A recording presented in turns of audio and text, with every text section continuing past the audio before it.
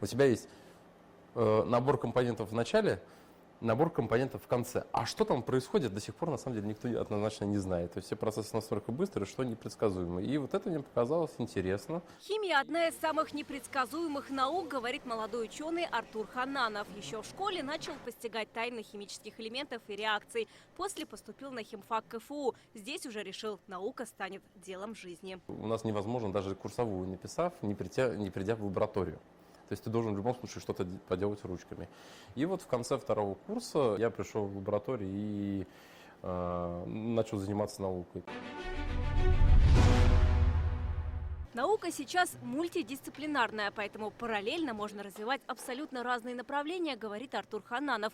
Первое он, шутя, называет приземленным. То, что можно начать применять уже сейчас. Это обычный пластик, который есть у каждого дома, и мы разработали способ сделать его магнитным. Артур Хананов занимается неорганической химией. Сейчас работает над модификацией термопластов для придания им специфических свойств. Так он создает магнитные, антисептические и негорючие полимерные материалы. Этот проект грантом поддержал Российский научный фонд. Например, из магнитного пластика можно делать сложные системы протезирования. Они будут гораздо гибче, ведь магнитным полем легко управлять, говорит молодой ученый. Магнетизм – это один из самых удобных способов управления материалом, потому что магнитное поле легко контролировать за счет электрического тока. Чем больше тока подал, тем более сильное магнитное поле получил.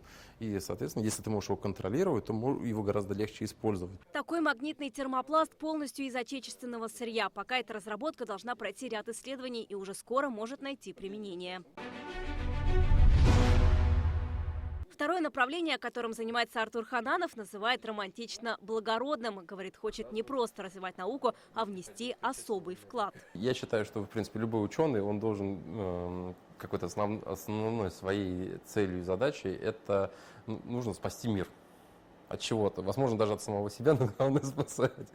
У меня это снижение токсичности лекарственных препаратов и разработка новых лекарств. Сейчас работает над препаратами в области лечения онкологии. Уже дошли до исследований на мышах. Дальше нужны доклинические и клинические этапы. Это очень долгий и дорогостоящий процесс, говорит наш герой. Этим могут заняться только уже крупные фармкомпании. Своими результатами Артур и его команда поделились в международных научных журналах. Любая химиотерапия действует по принципу ковровой бомбардировки. То есть оно давит все, оно на все оказывает воздействие.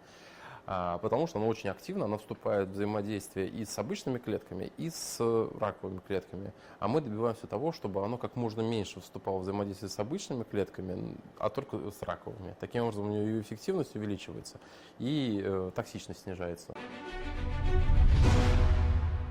Сегодня Артур Хананов преподает в химическом институте КФУ, ведет химкружок, помогает студентам делать первые шаги в науке. Постоянно учимся у Артура Эдуардовича, потому что Артур Эдуардович у нас старший научный сотрудник, человек с очень большим опытом, с большим объемом знаний, постоянно консультирует нас по работе на приборах, поправляет. Кроме науки, Артур Хананов, конечно, уделяет время семье. Много времени проводит с любимой супругой, воспитывает дочь, успевает заниматься и спортом. Любит горные лыжи, катался даже на Эльбрусе. В планах увидеть и другие горы нашей планеты. А еще защитить докторскую диссертацию, сделать большое открытие. Нужно ставить перед собой какую-то очень высокую цель, иначе любое какое-то движение вперед, оно большого смысла не имеет.